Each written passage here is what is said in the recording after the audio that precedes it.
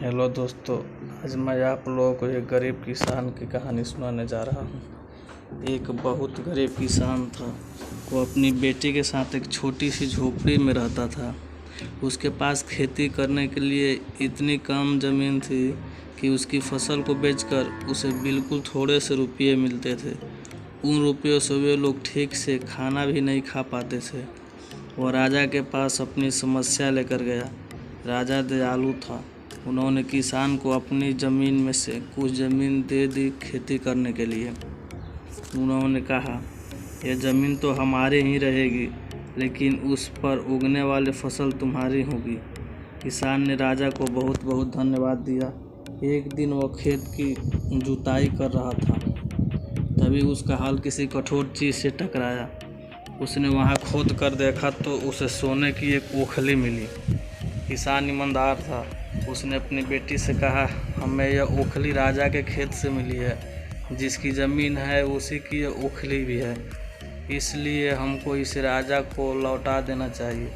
किसान की बेटी बोली, नहीं पिताजी, आप ऐसा मत कीजिए। आपको सिर्फ ओखली मिली है। यदि राजा ने आपसे इसकी सोने की मूसल भी मांगी तो आप क्या करोगे? आप इस ओखली को अपने पास रखिए।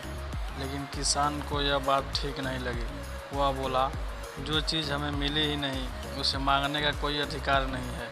वह राजा के पास ओखली लेकर पहुंचा, लेकिन दरबार में ठीक वैसा ही हुआ जैसा कि किसान की बेटी ने सोचा था।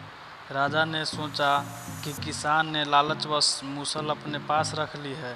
किसान बेचारा सोने की मूसल कहाँ से ला कर देता। नतीजा यह हुआ कि किसान को जेल में डाल दिया गया। जेल में न उसे ढंग से खाना मिलता था न पानी।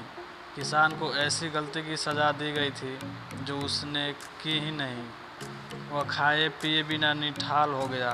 लेटे लेटे वह रोता रहता था और कहता था, बेटी की बात मानी होती, काश मैंने अपनी बेटी की बात मानी होती। एक दिन राजा ने उसे ऐसा कहते हुए सुन लिया। उन्होंने किसान से पूछा कि वह ऐसा क्यों कह रहा है। तब किसान ने राजा को पूरी बात बताई। राजा को अपनी गलती का एहसास हुआ। किसान को तुरंत छोड़ दिया गया। किसान की बेटी को राजा ने दरबार में बुलाया।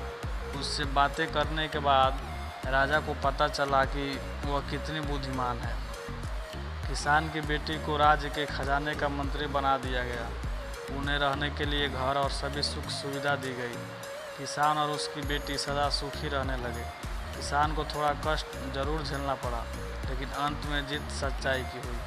Thank you. अगर आपको ये वीडियो अच्छा लगा हो तो लाइक एंड सब्सक्राइब जरूर करें।